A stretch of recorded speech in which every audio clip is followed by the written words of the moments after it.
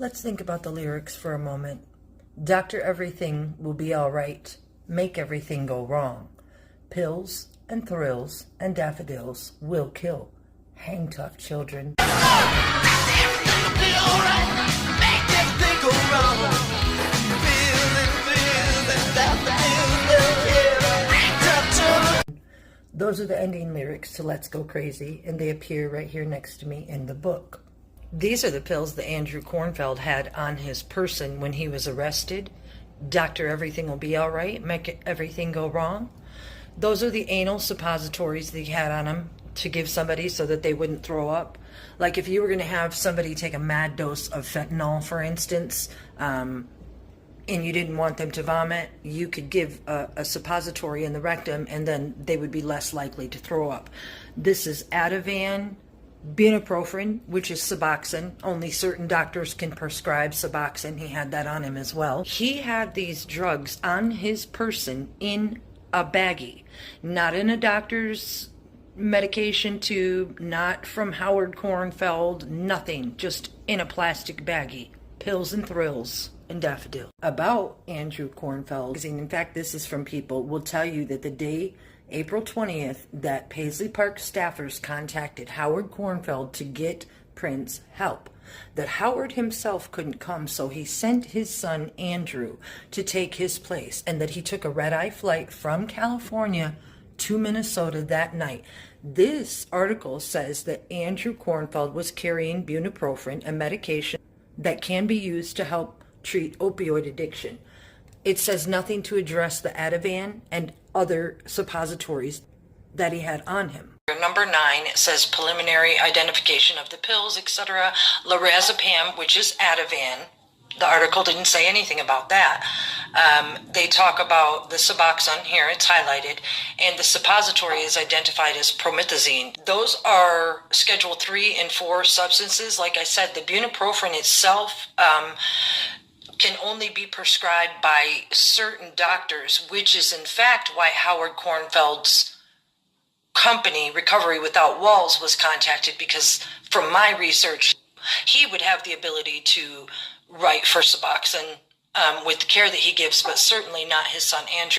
On 4/21 at 3:41, Kirk Johnson sends Prince an email which states, "We have doctor working on all the care needed in-house." Howard Kornfeld and his Recovery Without Walls promises 24-hour in-house care. However, if he himself couldn't attend, why was Kirk sending an email that said that they have all doctor care in-house? Was he talking about Andrew Kornfeld, or was he talking about Howard himself? The story is Howard couldn't make it, so he sent his only son, Andrew. But is Andrew even qualified to be there? My research tells me no. This documentation is from the investigation itself, and you can see where it's highlighted. And if I can see, Andrew is being interviewed, and he says, do you work in the medical field? And he says, I don't, I'm pre-med. So in this particular one, when Andrew Kornfeld is being interviewed by Patrick Murphy, he says he's pre-med. He said, I just took my MCAT exam. Oh, so then dig this. Down here at the bottom, it says that Andrew, he's a graduate of the University of Santa Cruz, I think it says, in neuroscience and psychology. A graduate. His interests in neuroscience and psychopharmacology, that's what should be of interest to all of us. Psychopharmacology. Andrew has in his possession the Psychedelic Explorer's Guide to Using LSD, and this author, James Fadiman, considers young Kornfeld a brilliant protege. See all the butterflies? Have you ever heard of Monarch programming, MK Ultra programming, D1X? Do you see anything familiar? It's why Prince went by the Kid. It spells D1X in reverse upside down gematria. And here is where this young monarch makes his magic.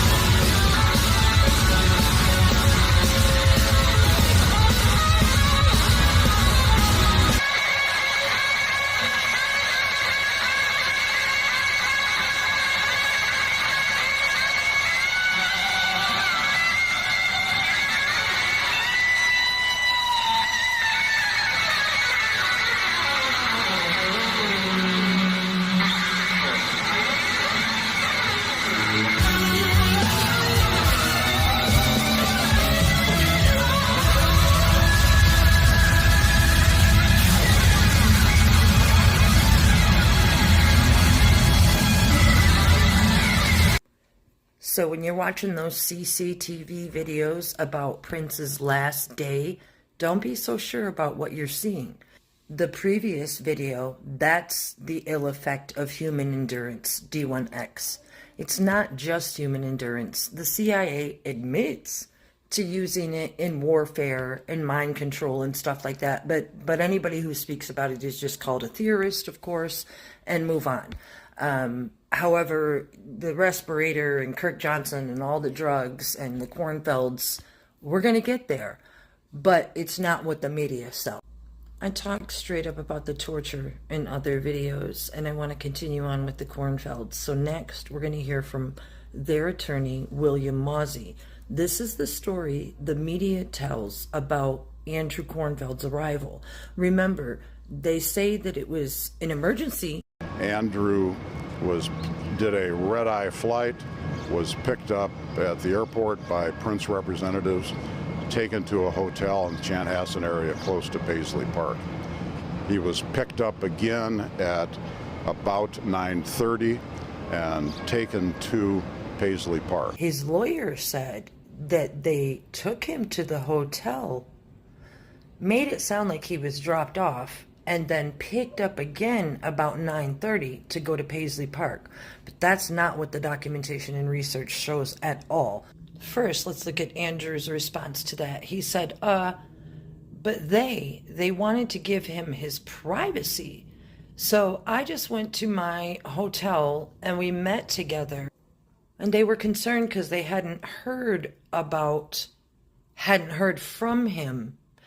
And I kind of encouraged them to check on him. First of all, why would Kirk and Marone, the people from Paisley Park who picked up Andrew, want to give Prince lots of privacy? And they weren't concerned about going until he encouraged them to check on him. Andrew said that he was picked up at 6 a.m. by Kirk and Marone. The media tells us they dined leisurely from the hotel menu while waiting to go see Prince. Does want to talk to you first about the hotel check-in time. They check into the hotel at 8:45. No, that leaves several hours, 2.5 hours, unaccounted for after Andrew was picked up. There's something else that happens when you research the investigation. I came to find that the timelines, like for instance, we're told that Dr. Schulenberg, shown here, didn't get involved until April 7th. But what I'm here to say is that the timeline that they give for April 7th, he says he was contacted at roughly 6 in the morning, and then he went over to Paisley Park about 6:45, if memory serves. What I'm saying is the timeline that the investigation gives for April 7th is the same timeline that fits Andrew's arrival on the 21st. And I've said this in some of my other videos. The investigation is very sliced and diced. There's dual identities, dual phone numbers. Renville Wellington, the mysterious Canadian bodyguard, and Kim Pratt, for instance, were given the same phone records for them, identical, during certain portions of the day anyway. And I talk about that in particular on their video. So when I say that these pharmaceuticals and these CCTV videos, they're telling us a certain thing, but I'm showing you the opposite. So let's continue. You guys, he was being tortured for being the creator and giving us the gift of music. It is what I say it is. I met him in the afterlife. He exposed himself to me, his true identity. That light is weird. And that's why all the practices were being done on him, so that they could be done on us. In the lyrics, I would die for you, he says, I'm not a woman, I'm not a man, I'm something that you'll never understand. And then he goes on to say it's something that you would never comprehend. But when I saw it, it wasn't just in the afterlife. I saw all of my lifetimes, and I knew him through different lifetimes. So when he brought me to the afterlife, July 20th, 2010, he brought me there because he told me that he was in some way dying in his physical person as Prince Rogers Nelson, and he needed to see if I would just recognize him as a soul. And that's what I did, is I recognized him in his soul form, and then we went on to discuss how he was able to make himself both a woman and a man. He was able to appear that way, and I talk about the psychopharmacology and need for drugs and soul swapping, and it's something that was practiced with the Nazi torturers, is torture on a subject until the soul will leave its body and enter in another. My granddaughter is watching a soul called Arcane, and she was talking about they're doing that same kind of soul swapping on that show, because I've been informing her about this. And so the things that I talk about are not so strange if you haven't heard of them before, but they're strange to come here and talk about. But not so strange that I'm scared to make it a public thing. That's why a lot of the psychopharmacology was not only being practiced but exploited. There were Paisley Park after dark parties. Andrew Kornfeld, you know how he brought the drugs in a baggie.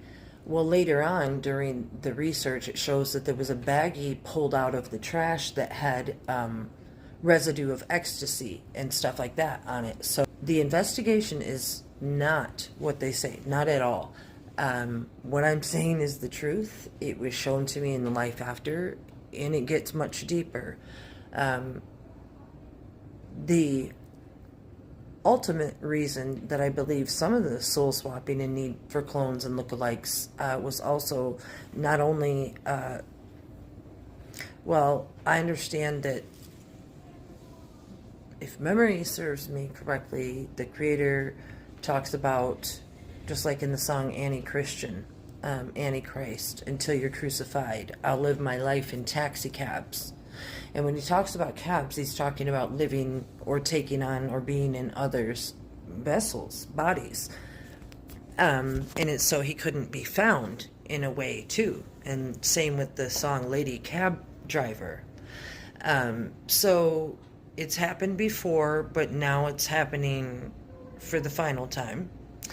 And I was informed that when I was in life after that I was going to be used in that way as well, because I have this remnant of the bloodline that can be used. And so when I met him July 20th, 2010, I had no recollection of anything until the spring lockdown COVID of 2020, which gets me back to a lot deeper stuff about not only reincarnation, it's why he called it a car, reincarnation, other things too, but how we're in some kind of recreation. I was also told during my life after death experience of how, well, when my rabbi, Rav Jor, speaks, he says that when you're sleeping, you're 1/60th of death, and that parallel that you're in, anything can happen, and somehow through these reincarnations, our memories are washed clean from us. We're not allowed to remember them. And this time, the spring of 2020, when I started being able to hear, was the last generation and the last time that this was going to happen.